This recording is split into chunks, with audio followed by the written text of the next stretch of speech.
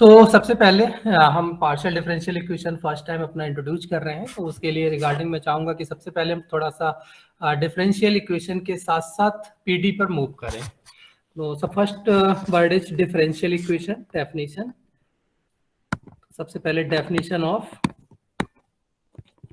Differential equation मैं बहुत short में यहाँ पर नोट डाउन करने की कोशिश कर रहा हूँ, और जिससे चीज़ें भी हमारी यहाँ पर कवरअप हो जाएं और बहुत ज़्यादा टाइम भी हमें स्पेंड ना करना पड़े। सो a differential equation, sorry, an equation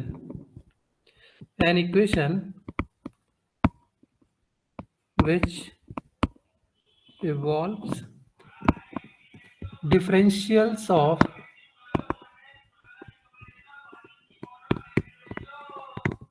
dependent variable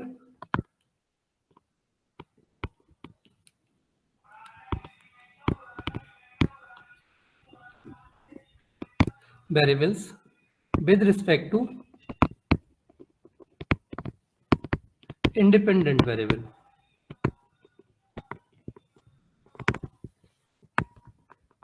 I think यही डेफिनेशन हम लोग डिफाइन करते हैं। Any equation which involve differentials या differentiation of the dependent one with respect to independent is known as the differential equation. So for example we can write something, say dy over dx plus something function of x comma y equals to 0, where y equals to, चलिए उसकी need नहीं है, मैं यहाँ implicit या explicit function mention करने की कोई ज़रूरत नहीं है, क्योंकि हमने already f is the function of x और y यहाँ पर इंट्रोड्यूस कर दिया है। तो मे बी द इम्प्लिसिट फंक्शन और मे बी द एक्सप्लिसिट, तो उससे हमें कोई फर्क नहीं पड़ता, हमारा डिफरेंशियल इक्वेशन का फॉर्म हमेशा सेम रहेगा। अब इसके बाद नेक्स्ट एक जो इम्पोर्टेंट टर्म आपके पास आता है, there are two terms, one is order of the differential equation, order of differential equation, and other is degree of differential equation. So what is the order and degree? भाई कोई बताएगा कि what is the order or the degree? Maybe this is the one example. Another is say something d2y over dx square plus 2x dy over dx plus sign of x by, ये अलग function है और by आपका as a multiple है, equal to 0। तो इस तरह से हम कोई भी यहाँ पर एग्जांपल कंसीडर कर सकते हैं। ठीक है, अभी हमारे पास कोई लीनियर, नॉन लीनियर और उस तरह के केसेस का यहाँ पर हम जिक्र नहीं कर रहे हैं, तो हमें सिर्फ सिंपल जो टर्म्स हैं उनको डिफाइन करना है। सो यहाँ पर डिग्री या ऑर्डर जो आप डिफाइन करते हैं, उसको कैसे आप डिफाइन करते हैं? ऑर्डर तो आपके पास कैसे डिफाइन होता है भाई, जल्दी से बताइए।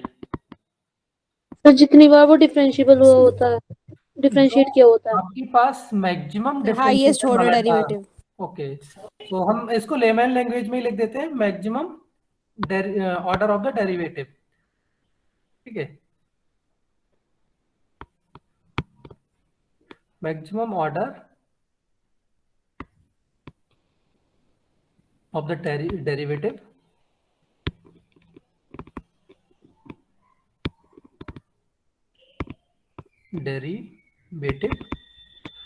involved in differential equation। थोड़ा सा ये लिखने में और बोलने में भी थोड़ा ऑर्डर बहुत ज़्यादा बन गया।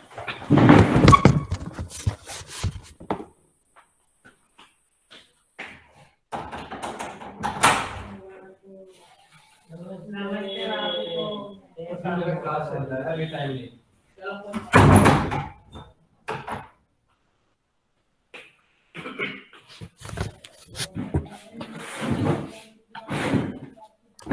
ओके, सो हम यहाँ पर जो भी हमारे पास हाईएस्ट या मैक्सिमम वर्ड यूज कर सकते हो, हाईएस्ट वर्ड यूज कर सकते हो, जैसे भी आपको जो भी यहाँ पर सुटेबल वर्ड लगता है वो आप इंट्रोड्यूस कर सकते हो।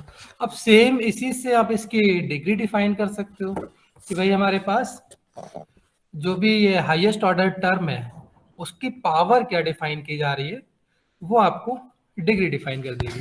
बेसिकली ये दोनों चीजें मैं यहाँ पर इसलिए डिफाइन कर रहा हूँ क्योंकि ये सेम चीजें मुझे पीडी के अंदर भी करनी होंगी। तो सेम आपको एज इट इज डिट्टो जैसे आप यहाँ पर कर रहे हैं, सेम कॉन्सेप्ट आपका पीडी के अंदर भी होगा। तो इसीलिए मैं एक बार इसको थोड़ा सा यहाँ पर इंट्रोड्यूस कर रहा हूँ। सो यहाँ पर power of highest order derivative term.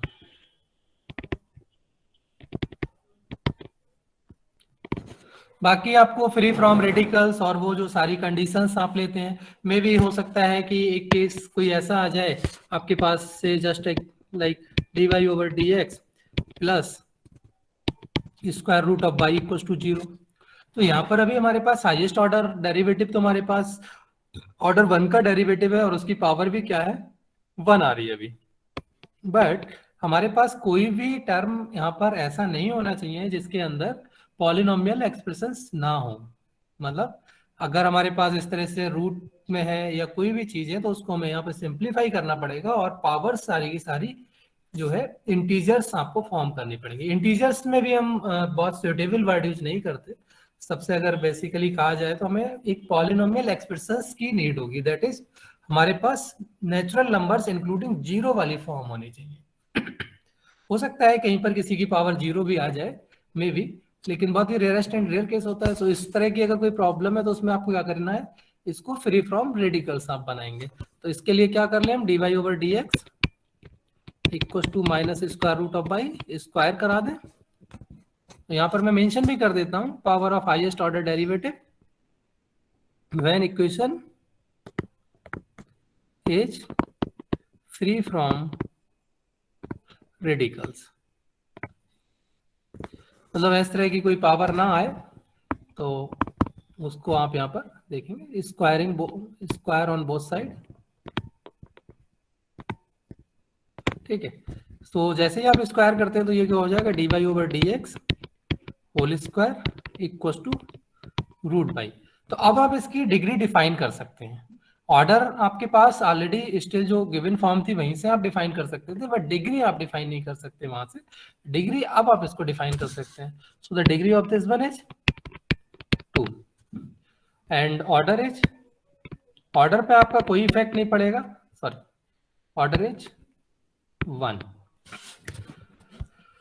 तो इसी सीक्वेंस में अब हमें मूव करना है पार्शियल डिफरेंशियल इक्वेशन के लिए। तो next definition is definition of PDE, partial differential equation. तो यहाँ पर सेम आप उसी तरीके से सेम वर्ड्स यूज कर लीजिए डेफिनेशन के लिए। An equation which evolves the derivatives of dependent variable. एक वर्ड यहाँ पर नोटिस करने वाला है, यहाँ पर मैंने वेरिएबल्स लिखा है लेकिन अगले वाले में मैं केवल वेरिएबल बोल रहा हूँ, dependent variable with respect to the independent variables. यहाँ पर मैंने केवल वेरिएबल बोला था और अगले में यहाँ पर मैं वेरिएबल्स बोल रहा हूँ। तो ऑर्डिनरी के अंदर आपके पास हो सकता है कि मोर देन वन डिपेंडेंट आपके पास गिवन हो और उसके कॉरेस्पॉन्डिंग आपको सिस्टम ऑफ इक्वेशंस या कोई भी एक सिंगल इक्वेशन भी डिफाइन की गई हो, वो आप डिफाइन कर सकते हैं। लेकिन जब आप पार्शियल के केस में जाते हैं तो आपका डिपेंडेंट फिक्स हो जाता है, only one and one dependent is considered. क्योंकि अलग अलग डिपेंडेंट वेरिएबल्स में आप पीडी सेपरेट अलग डिफाइन करिए, लेकिन कंबाइन आप एक साथ दो डिपेंडेंट्स के साथ पीडी डिफाइन नहीं कर सकते। सो यहाँ पर सेम उसी तरीके से आपको एक डेफिनेशन लिखना है, एन इक्वेशन विच इवॉल्व्स और इन्वॉल्व, जो भी वर्ड आप यूज करें, partial derivatives of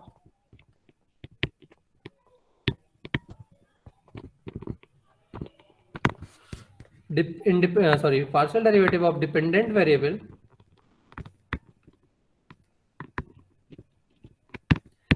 with respect to independent variables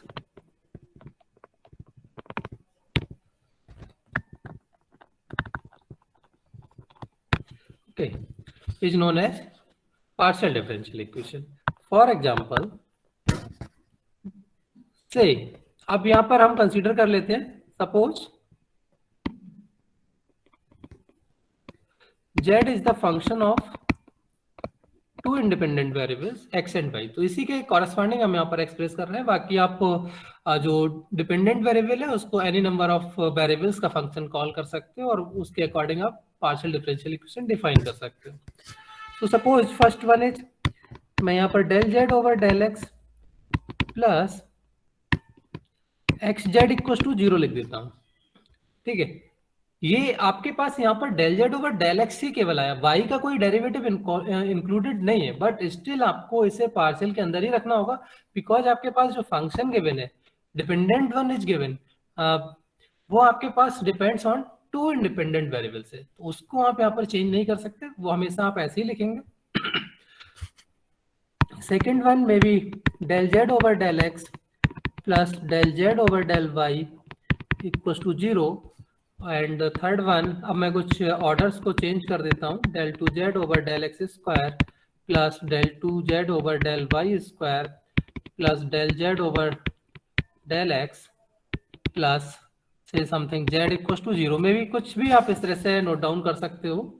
and fourth one में भी considered as del Z over del two Z over del Y square plus del Z over del X plus del Z over del Y equal to 0. और एक equation में मान लेता हूँ, suppose del Z over del X plus root of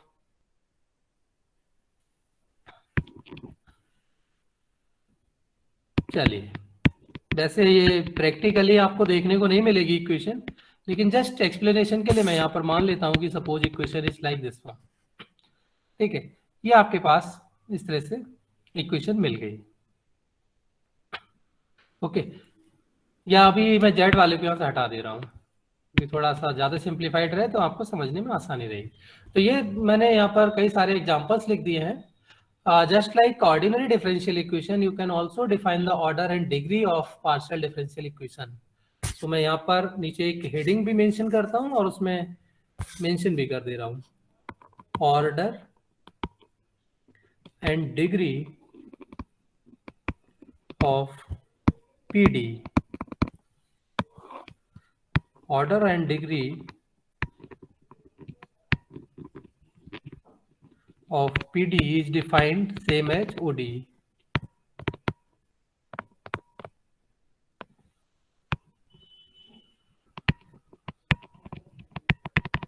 ये आपको पता ही है कि ओडी में आप कैसे डिफाइन करते हैं. मैं यहाँ पर आपको ऑर्डर और डिग्री मेंशन करना स्टार्ट करता हूँ.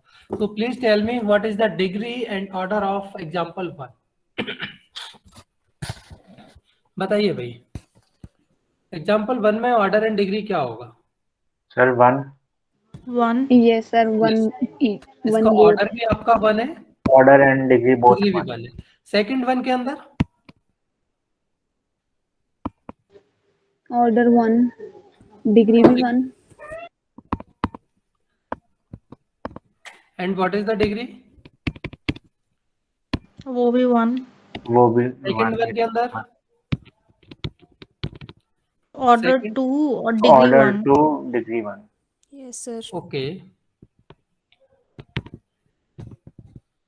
अच्छा, अब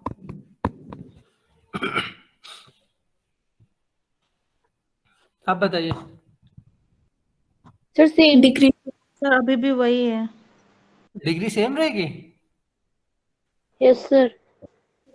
बच्चे यहाँ पर 2 लगा हुआ है, ये ध्यान 2 रखिए. हो जाएगी ना डिग्री. लेकिन सर ये तो del square Z upon D Y है. ओ सॉरी, 1 मिनट, एक तो मैंने dy थोड़ा सा square मिस्टेक तो कर दी थी. Del two Z over del Y square. अभी सर अभी डिग्री 2 हो सकती है. आप ऑर्डर डिग्री 2 और डिग्री एक्चुअली वो ऊपर तो मैंने यहाँ पर मेंशन कर दिया था del two Z over del Y, वहां पर स्क्वायर लगाना रह गया था. सो अब इसमें देखिए, एक्चुअली ये यहाँ पर मेंशन करने का मेन एक रीजन यही है कि हम ऐसा नहीं है कि हमारे पास अब del two Z over del X square पर पावर 2 नहीं है, तो हम उसको ऑर्डर डिग्री 2 काउंट नहीं करेंगे. ठीक है, दोनों सेम ऑर्डर्स हैं, दोनों के ऑर्डर सेम है, दोनों टर्म सेम ऑर्डर के हैं. बट स्टिल आपको जो भी मैक्सिमम पावर दी जाएगी सिर्फ एक सिंगल टर्म आपको इसको नॉन लीनियर बना देगा। भाई जैसे ही यहाँ पर पावर 2 हुई ये इसको नॉन लीनियर बना देगा, आप लीनियर इक्वेशन के अंदर इसे कंसीडर नहीं कर सकते। ठीक है, तो इसीलिए कहीं पर भी एक तरह से आप ये भी कह सकते हैं कि जो नॉन लीनियरिटी आपके पास जैसे ही फॉर्म होती है तो वहां पर आपकी डिग्री इंक्रीज कर जाती है। डिग्री 1 की जितनी भी इक्वेशंस होंगी, जितनी भी डिफरेंशियल इक्वेशंस होंगी, all the differential equation comes under linear differential equation. अब वो लीनियर के अलग अलग केसेस हो सकते हैं, वो अलग मैटर है, लेकिन नॉन लीनियर आपके पास अगर जैसे इक्वेशन की आप बात करेंगे तो एटलीस्ट कहीं ना कहीं आपको एक टर्म ऐसा मिलेगा जिसकी डिग्री आपको मोर देन 1 मिलेगी। तो इसीलिए हम यहाँ पर इसका अब ऑर्डर के डिग्री कितना कहेंगे, दिस डिग्री इज 2। तो ये ऐसा नहीं है कि अगर हर जगह पर ही हमारे पास दोनों टर्म्स पे ही पावर 2 लगी होगी तभी हम उसकी डिग्री 2 कहेंगे। तो किसी एक जगह पर भी अगर आपके पास पावर इंक्रीज कर गई और आपकी डिफरेंशियल इक्वेशन के अंदर नॉन लिनियरिटी आने स्टार्ट हो गई तो फिर आप वहां पर उसकी डिग्री उस पर्टिकुलर टर्म से ही स्पेसिफाई कर सकते हैं। सर जैसे ये dz अपॉन नहीं del z upon del x की पावर 3 होती तो उससे तो फर्क नहीं पड़ता ना? नहीं, डिग्री तो हाँ देखिए हम यहाँ पर इसके पावर से डिग्री डिफाइन नहीं करते, लेकिन नॉन लीनियर डिफरेंशियल इक्वेशन तो तब भी बनेगी। डिफरेंशियल इक्वेशन तो आपकी स्टिल फिर भी नॉन लीनियर रहेगी, लेकिन हम उससे डिग्री डिफाइन नहीं करते क्योंकि वो डिग्री में जो हमने डेफिनेशन इंट्रोड्यूस की है उसमें हाईएस्ट ऑर्डर टर्म को ही केवल हम इन्वॉल्व कर रहे हैं। ठीक है, तो मैं अभी बीच में जो यहाँ पर बोला था उसमें थोड़ा सा ये मेंशन करना भूल गया कि आपके पास सिर्फ और सिर्फ हायर ऑर्डर टर्म्स पर ही नॉन लीनियरिटी को हम यहाँ पर इंक्लूड कर रहे हैं। बाकी तो आपके पास जेड स्क्वायर भी हो सकता है, del Z over del X square भी हो सकता है, वो भी आपकी इक्वेशन को नॉन लीनियर बना रहे हैं, बट स्टिल आपके पास जो डिग्री है वो आप यहाँ पर इनके अकॉर्डिंग डिफाइन नहीं कर रहे होंगे। सो इन द सेम वे आप फोर्थ को कर लेंगे फिफ्थ के अंदर। What is the order? 1 and degree is 1 2। भाई ये स्क्वायर yes, तो पावर 2 Yes, हो sir. जाएगी। ठीक है, तो ये सिंपली ऑर्डर एंड डिग्री आपको यहाँ पर डिफाइन करना था। अब हम अपने मेन टॉपिक्स की तरफ मूव करते हैं जो सिलेबस के अंदर हमें कवर अप करने हैं। तो सबसे पहले अब हमारा एक जो सिलेबस के अकॉर्डिंग टर्म आता है, first term is first order differential partial differential equation. First order partial differential equation. तो अब यहाँ पर सिंपली आपके पास मेंशन कर दिया गया है कि आपको जो डिफरेंशियल इक्वेशन दी जा रही है उसके अंदर ऑर्डर केवल 1 होगा। ठीक है, जस्ट लाइक जो हमने ऊपर एग्जांपल्स लिखे हैं, example number 5 can be considered first order differential equation, example number 2 and example number 1 can be considered as a first order differential equation.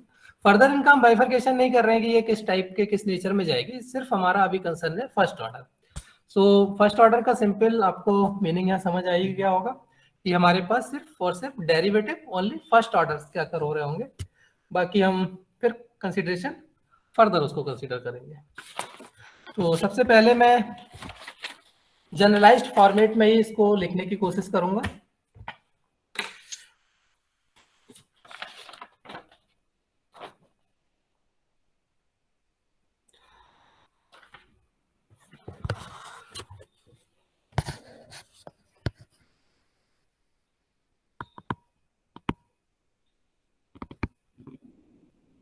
The most general first order PDE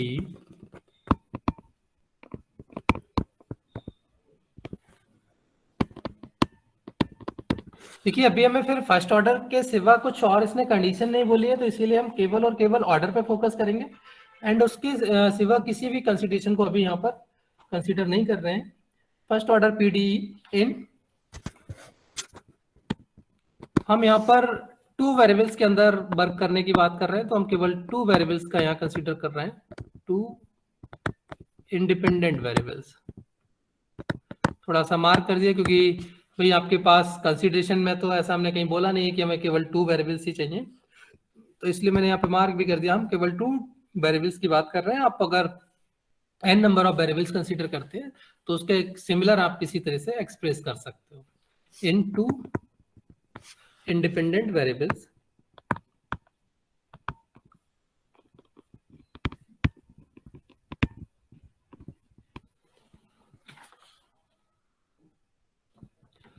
say maybe independent variables is say x and y age. एक generalised formation यहाँ पर मैं format दे रहा हूँ X Y and we consider the dependent variable as u. Okay, dependent variable is u and first order derivatives of this dependent variable with respect to x and with respect to independent variable y equals to 0. तो ये first order की differential equation हो गई। यहाँ पर ये function है, अब फंक्शन में आपको एक्सप्रेस करते आए हैं, फंक्शन में भी द पॉलिनोमियल फंक्शन, फंक्शन में भी द सम काइंड स्पेसिफिक, में भी एक्सपोनेंशियल, ट्रांसेंडेंटल फंक्शंस कोई भी, ठीक है। डिफरेंशियल इक्वेशन के केस में ट्रांसेंडेंटल फंक्शंस इंक्लूड नहीं होते हैं, वो अलग केस है, लेकिन हम सिर्फ एक फंक्शनल फॉर्मेट में डिफरेंशियल इक्वेशन को इन जनरलाइज्ड फॉर्मेट यहाँ पर नोट डाउन कर रहे हैं। जैसा मैंने लास्ट क्लास में भी बोला था कि हर डिफरेंशियल इक्वेशन का एक डोमेन स्पेसिफाइड होता है, तो हम हर जगह इसके डोमेन को मेंशन करना ना भूलें। सो जो हमारे इंडिपेंडेंट वेरिएबल हैं X Y are basically from some domain D which is the any part of R2 space, may be consider whole of the R2 space or any part of this R2 space. And consider this first one is linear partial differential equation.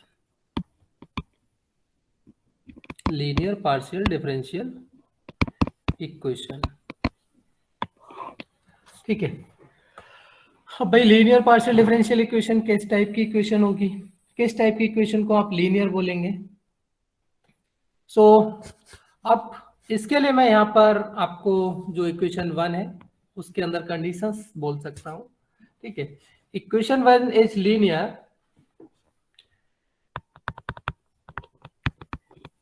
Equation 1 is linear. अच्छा, linear में क्या condition आती है भाई? Ordinary में तो आपने सीखा है लीनियर, लीनियर के अंदर क्या होना चाहिए कि आपके पास जितने भी टर्म्स हैं, जो भी आपके डिपेंडेंट वेरिएबल्स के टर्म्स हैं, all the terms are in degree 1, all the terms are in degree 1, that is जो आपके पास f आपने लिखा है जनरलाइज्ड फॉर्मेट में, जो आपने f दिया है, ये f क्या होना चाहिए? एक लीनियर फंक्शन होना चाहिए इन ऑल दीज आर्गुमेंट्स। भाई जो आपके डिपेंडेंट वेरिएबल्स हैं, जो डिपेंडेंट आर्गुमेंट्स हैं, उनके अंदर इसको क्या होना चाहिए? लीनियर होना चाहिए। लीनियर का मतलब उनकी डिग्री आपको हर जगह 1 मिलना चाहिए, उनकी पावर 1 मिलना चाहिए। तो इसी को मैं यहाँ पर मार्क कर देता हूँ। Equation 1 is linear if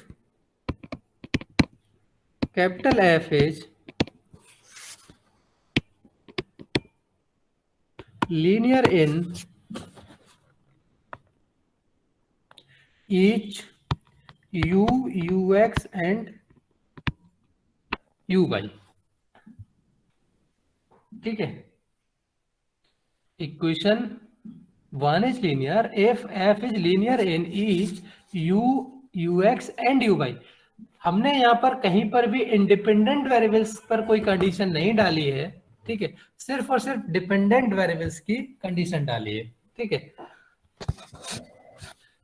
okay, so 1 can be written as for the linear case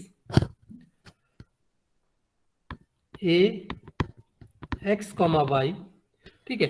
जो इंडिपेंडेंट वेरिएबल्स हैं वो आपके फंक्शंस हो सकते हैं, वो फंक्शंस हो सकते हैं इंडिपेंडेंट वेरिएबल्स के, ठीक है। No dependent variable included in these coefficients and ux, ये आपके पास लीनियर आ गया term, plus something bx y uy ये आपको एक लीनियर टर्म मिल गया, ठीक है, plus C X Y U, ये आपको लीनियर टर्म मिल गया। मे भी हो सकता है कि आपके पास सेपरेटली भी function of X and Y defined हो, या may be right hand side में भी जीरो। तो ये कोई भी सिचुएशंस आपके पास हो सकती है। तो जब भी कोई इक्वेशन इस फॉर्मेट में आपको मिलेगी, then the given equation is linear partial differential equation. Number two, अब लीनियर से थोड़ा सा इसके अंदर मॉडरेशन कर देते हैं। This is semi linear, means कुछ स्टेप्स आपने इसमें रिलैक्सेशन दे दिया है। Semi linear partial differential equation, same way equation 1 is semi linear,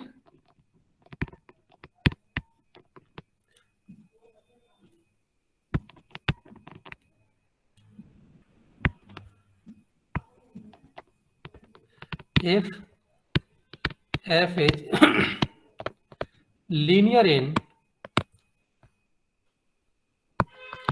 ux and uy। हमने अब u पर कंडीशन हटा दी है, हमने u के ऊपर कंडीशन नहीं ली कि u जो है आपके पास वो कुछ पावर्स रख सकता है, लेकिन ux और uy कोई भी पावर नहीं रखेगा, ठीक है। आपके पास जो क्या नाम है,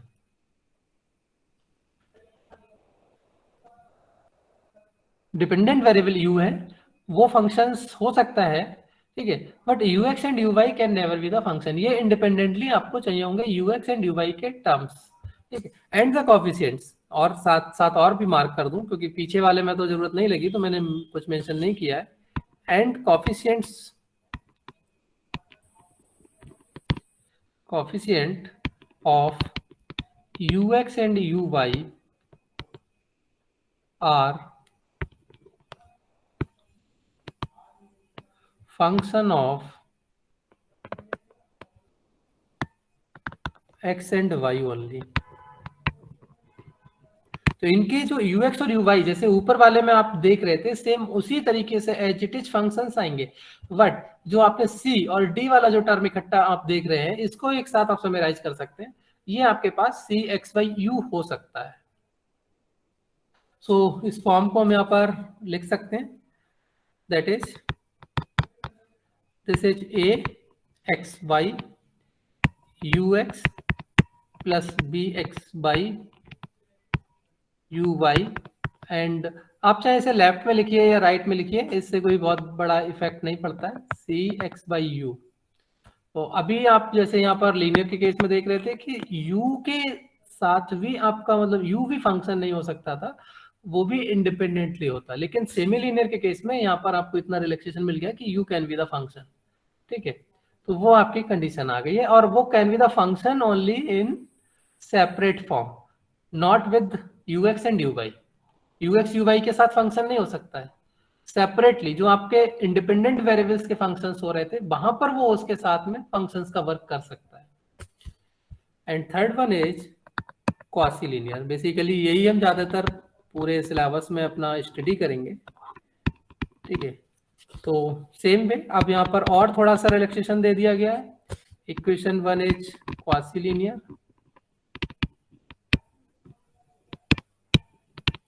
if f is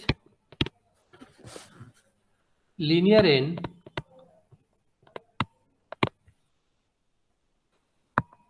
ux and uy only। यहाँ पर इसीलिए मैंने वर्ड लगा दिया कि बाकी किसी में कोई कंडीशन नहीं है कि अब वो लीनियरिटी आए। तो यहाँ पर c x by u भी हो सकता है, ux एज इट इज, ठीक है। ये b x by u हो सकता है, uy एज इट इज, और राइट में आपके पास already as it is form थी। तो यहाँ पर आपने थोड़ा सा रिलैक्सेशन दे दिया है कि a can be the function of x by u, b also be the function of x by u for the quasi linear case, and last one is non linear।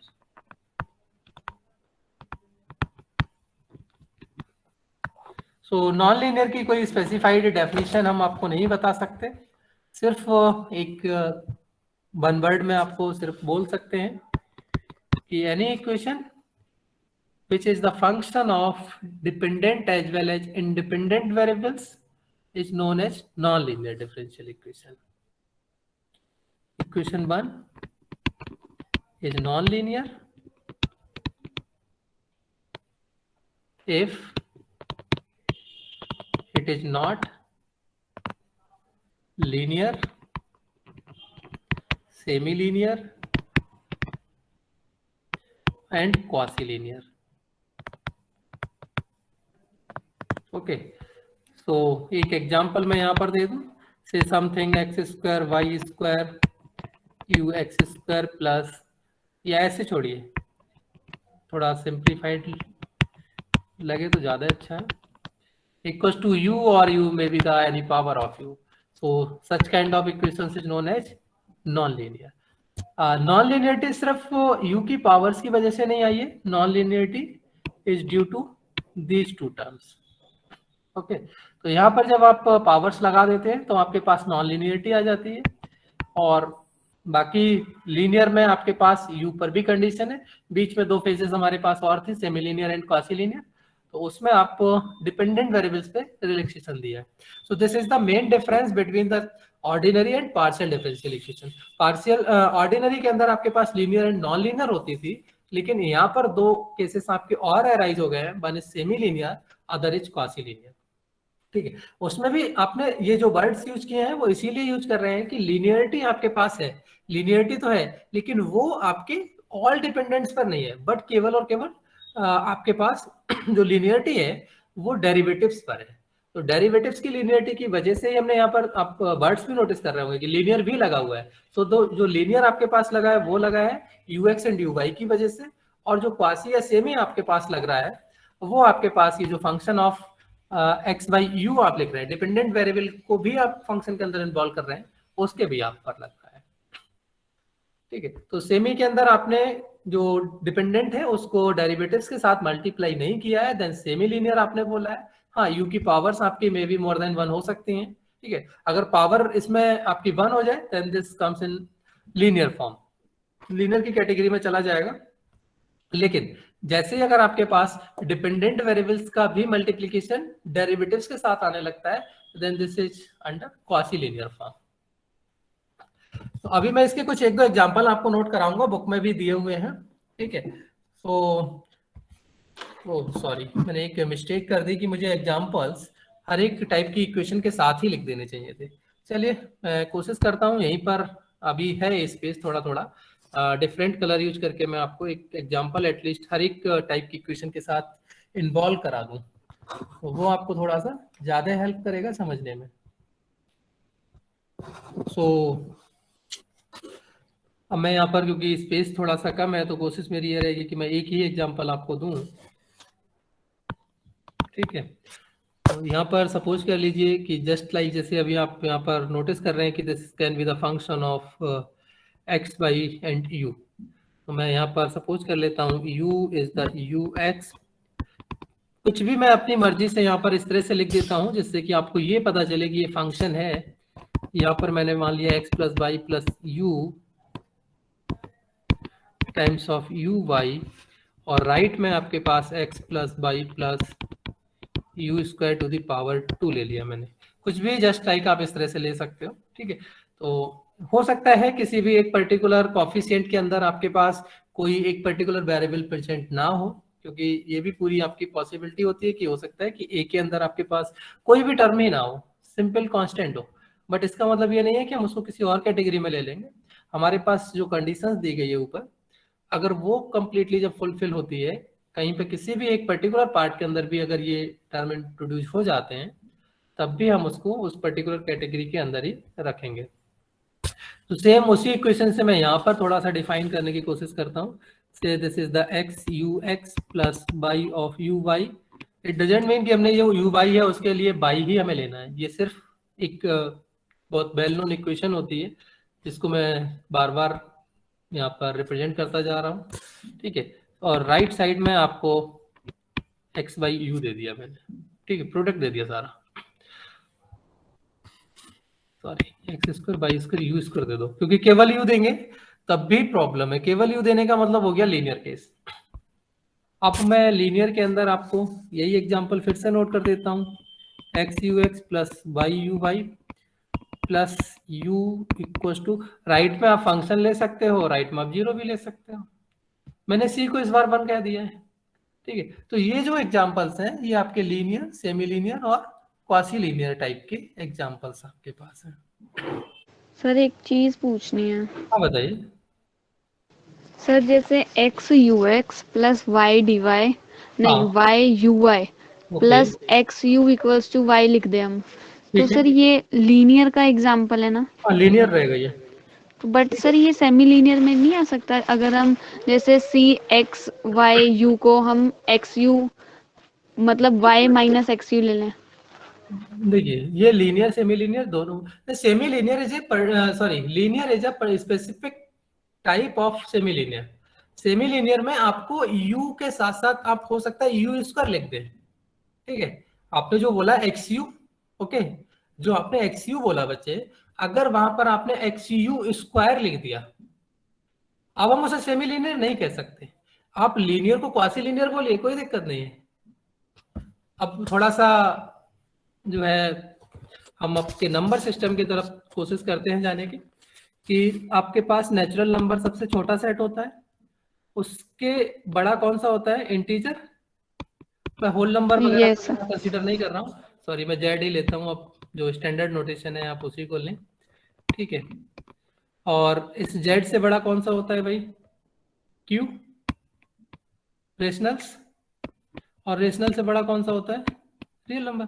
तो आप ये Yes, sir. बताइए, क्या अगर आपने यहाँ पर 1 लिया तो 1 को आप रियल नंबर नहीं कहेंगे? कहेंगे सर, कहेंगे। लेकिन हर एक रियल नंबर तो आपके पास नेचुरल नहीं होता है। तो सेम सिचुएशन हमारे पास यहाँ पर भी है। आप किसी भी लीनियर इक्वेशन को क्वासी लीनियर बोलिए, सेमी लीनियर बोलिए, नो प्रॉब्लम, लेकिन किसी सेमी लीनियर इक्वेशन को आप लीनियर नहीं कह सकते। तो जो आपने क्वेश्चन किया था, क्या हम उसे क्वासी लीनियर या सेमी लीनियर में कंसीडर नहीं कर सकते? ऑब्वियसली आप कर सकते हैं, वो क्योंकि उसी का पार्ट है।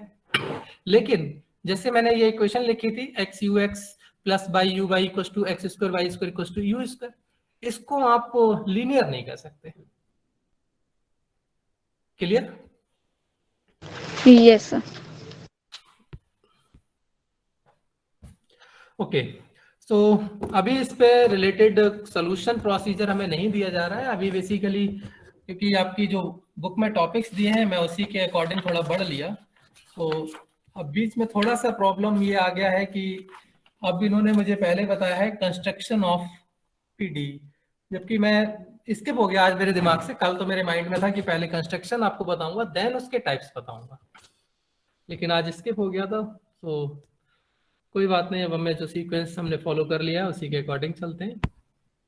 तो अब हमारे पास पहला टॉपिक है after classification, construction of PD. बिल्कुल सिमिलर प्रोसीजर है, ठीक है, just like ordinary differential equation. Construction of first order PD की हम बात कर रहे हैं अभी, क्योंकि मैं पहले तो पीडी ही बताऊंगा, इसके बाद उसमें से हम केवल फर्स्ट ऑर्डर ही लेके चलेंगे। अब सबसे पहले how to construct differential equation, construction of ODE आप कैसे करते हो। सपोज आपके पास इक्वेशन दी गई है y square equal to 4ax, not equation, equation of the curve, ठीक है। आपको एक फैमिली ऑफ कर्व गिवन है y square equal to 4ax। भाई यहाँ से ऐसा तो कुछ कंपल्सन है नहीं कि केवल एक ही पैराबोला बनेगा, जैसे जैसे आप एक ही वैल्यू असाइन करेंगे आपके पास इनफाइनाइट पैराबोला यहाँ पर ड्रॉ होते चले जाएंगे। तो इसको आप कैसे डिफाइन करते हैं, इसकी जो डिफरेंशियल इक्वेशन है वो कैसे आप फॉर्म करते हैं? जल्दी से बताइए भाई, 10 मिनट का टाइम बचा है।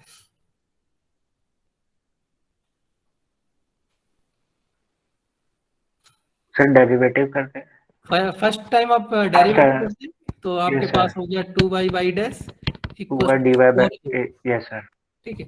अब इसके बाद आपके पास एक given equation of curve, family of curves होती है, not only equation of curve. हम यहाँ पर अब वर्ड यूज करेंगे, फैमिली ऑफ कर्व आपको गिवन है।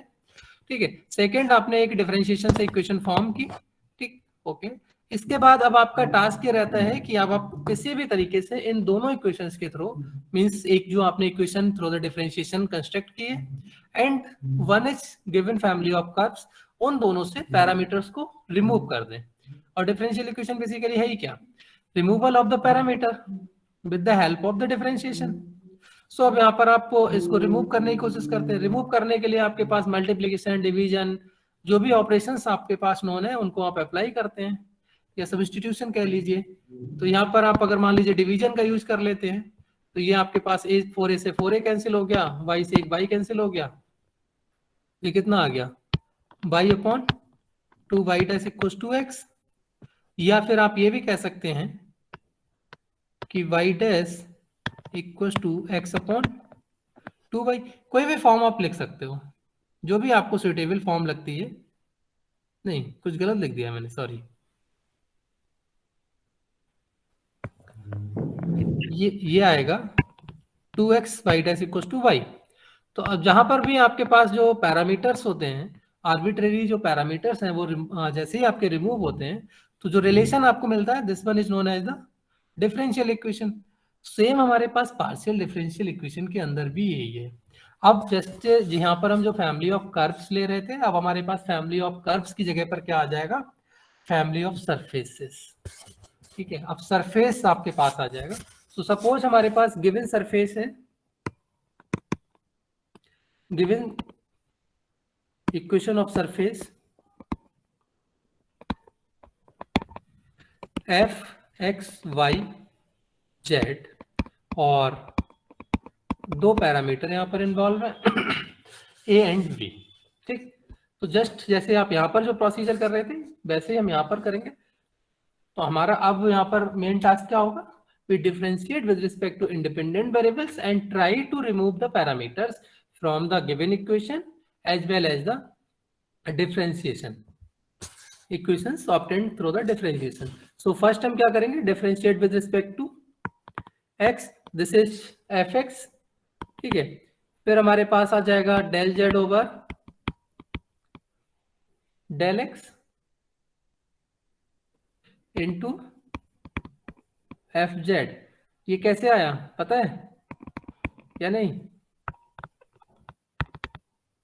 मैंने उल्टा लिख दिया है थोड़ा, ठीक है, वैसे तो कायदे में ऐसे लिखना चाहिए था। भाई ये कैसे आ रहा है, ये बताएगा कोई नहीं?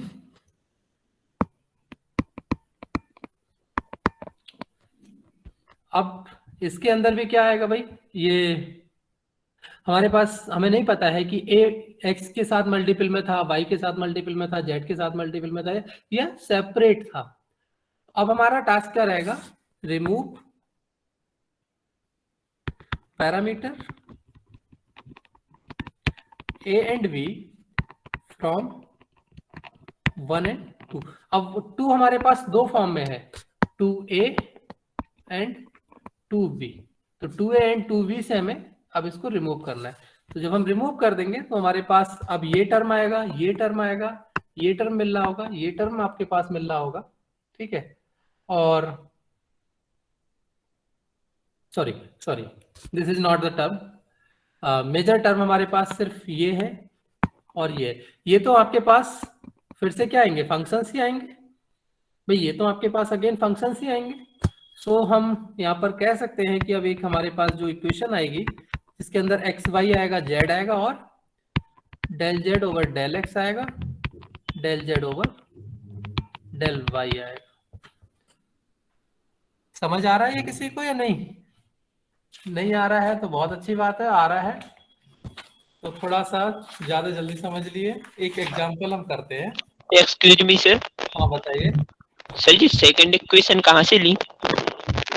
सेकंड मैंने लिखी है भाई, ये सिर्फ वो जैसे आप यहाँ पर डिफरेंशिएशन से लिखते थे, यहाँ पर भी मैंने डिफरेंशिएशन से लिखी है, ठीक है।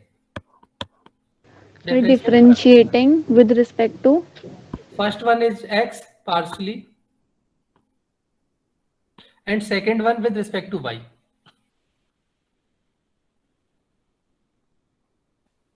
कोई बात नहीं, इतना ज्यादा परेशान मत होइए, अभी हम एक एग्जांपल देखते हैं और इसके बाद देखते हैं कि भाई इसमें क्या प्रॉब्लम्स है, कैसे इसको सॉल्व करेंगे। ठीक है, फिर आपको क्योंकि यहाँ पर पूरा एक फंक्शनल फॉर्मेट में ही सब कुछ दिया है, इसीलिए मैं इस पर फोकस नहीं किया आपको एक्सप्लेन करने के लिए। अब मैं सीधे एक एग्जांपल सर ये सारे में आपने स्मॉल एफ ही ले रखा है ना, या फिर 2 एफ ले रखे हैं, एक पहले स्मॉल एफ और स्मॉल, एक कैपिटल यहाँ एफ। पर एक्चुअली मैंने स्मॉल दे दिया था, तो ये तो स्मॉल लिख दिया है। ठीक है, फिर यहाँ पर एक नया सिंबल दे दिया है कैपिटल, क्योंकि ये आपका ये स्मॉल एफ नहीं होगा। भाई जो यहाँ पर ये एफ आपका था वो ये एफ तो नहीं बनेगा। ठीक है, तो इसीलिए अब मैंने उसको एक नया रिप्रेजेंटेशन दे दिया कैपिटल एफ। देखिए कोई दिक्कत नहीं है, अब आप एक एग्जांपल से समझिए। Suppose we have a family of surface as, ये आपकी बुक का ही एग्जांपल मैं यहाँ पर करा रहा हूँ। ठीक है, ये आपको गिवन है। ओके, डिफरेंशिएट करिए। सबसे पहले आप क्या करेंगे, जैसे आप ओडी डिफाइन करते हैं वैसे यहाँ पर करिए। तो मैं x के साथ इसको डिफरेंशिएट कर रहा हूँ। पहले कितना आ जाएगा, ये 2x, y का कितना हो गया 0, z वाले का डिफरेंशिएशन होगा या नहीं, क्यों भाई होगा। हम यहाँ पर z को लेके चल रहे हैं dependent one and which depends on x and y। ठीक है, यहाँ पर इसने नहीं लिखा है बिकॉज ऑलरेडी पूरा चैप्टर इसने सिर्फ इसी कॉन्सेप्ट पे किया है। x and y is treated as the independent one, z और u is considered as the dependent one. ठीक है, तो उसने इसलिए नहीं लिखा, लेकिन z हमारा क्या है, function of x and y है। सो हम यहाँ पर x और y के साथ डिफरेंशिएशन कर रहे हैं। ठीक है, तो z का हमारा x का फंक्शन होने की वजह से z का डिफरेंशिएशन हो गया, लेकिन z is again a function, so use the chain rule del z over del x। ठीक, इसी तरीके से आप y के साथ करिए। पहले सेकंड ऑर्डर पर हम बाद में जाएंगे, पहले फर्स्ट ऑर्डर देखते हैं, देन सेकंड पे मूव करेंगे। सेम प्रोसीजर रहेगा जैसे आपने ओडी के अंदर किया है, सेम उसी कॉन्सेप्ट को आपको इंट्रोड्यूस करना है कि फर्स्ट से आपका रिजॉल्व नहीं हुआ then we proceed for the second order, second से नहीं हुआ then we proceed for the third order. और फिर बाद में आपने एक यहाँ पर भी कंडीशन लगा ली थी कि भाई जितने भी हमारे नंबर ऑफ आर्बिट्रेरी कांस्टेंट्स हैं, आर्बिट्रेरी पैरामीटर्स हैं, उतने ही ऑर्डर का हमें डिफरेंशियल इक्वेशन मिलता है। वो बाद में आप जनरलाइज करते हैं, तो जो सिंपल प्रोसीजर है हम सिर्फ उसकी अभी बात कर रहे हैं। सर हाँ बोलिए सर, नेक्स्ट क्लास है 2:30 पे। बिल्कुल, अभी मैं 2 मिनट के अंदर छोड़ रहा हूँ, आप अटेंडेंस पुट कर लीजिए। सो ये कितना आ जाएगा 2z माइनस सी, और इस बार कितना आ जाएगा del z over del y equal to 0। तो अब आप अच्छा इसको इक्वेशन 1 कह दीजिए, इसको इक्वेशन 2 कह दीजिए, इसको इक्वेशन 3 कह दीजिए। हमारा मेन टास्क क्या है, जैसे हम ऑर्डिनरी में करते हैं, from in all these 3 equations we want to remove arbitrary parameters. तो अगर मैं सिर्फ 2 और 3 को ही केवल देखूं, अगर मैं सिर्फ 2 और 3 को ही देखूं, तो मेरे पास z सर हमें तो हाँ बोले, हमें इसमें सिर्फ c को रिमूव करना है ना। जी हाँ, वो इसने लिख के कहीं नहीं दिया है, बाकी हमारे पास आर्बिट्रेरी पैरामीटर c ही है। ठीक है, यस सर। क्योंकि r तो आपका कांस्टेंट है, वो चेंज नहीं हो रहा है। सेंटर आप चेंज करेंगे तो आपको डिफरेंट डिफरेंट जो क्या नाम है सर स्फीयर मिलते रहेंगे। रेडियस आप चेंज करेंगे तो आपके पास जो क्या नाम है स्फीयर तो आपको डिफरेंट मिलेंगे, लेकिन सेम सेंटर पर आपको फिर कंसेंट्रिक सारे मिलते चले जाएंगे। और बाकी आर हमें इसने बोला नहीं है तो हम यहाँ पर अभी उसको डिफाइन भी नहीं कर रहे, क्योंकि हमारा मेन टास्क है सिर्फ यहाँ से पैरामीटर्स को रिमूव करना। अगर आप आर को भी कह भी देते हैं बाय मिस्टेक, नो प्रॉब्लम, क्योंकि वो हमारे पास इन्वॉल्व भी नहीं है। अगर आपकी कहीं किसी इक्वेशन में इन्वॉल्व होता है और अगर आपको प्रॉब्लम में स्पेसिफाई नहीं किया गया है, तो प्लीज फिर आप उनको सबको आर्बिट्रेरी पैरामीटर ही कंसीडर करिए। ठीक है, लेकिन ऐसा होगा नहीं, जनरली आपको बहुत सिंपल प्रॉब्लम्स मिलेंगी। तो यहाँ पर मैं z माइनस सी की वैल्यू किसी एक से ऑब्टेन करके दूसरे के अंदर पुट कर देता हूँ। अगर मैं यहाँ से देखना चाहूँ z minus C, so what is the z minus C, z minus C is basically x upon del z over del x, यही आएगा ना विद नेगेटिव। मैं इसको यहाँ पर z माइनस सी को पुट कर दे रहा हूँ, ये मेरे पास कितना यस सर।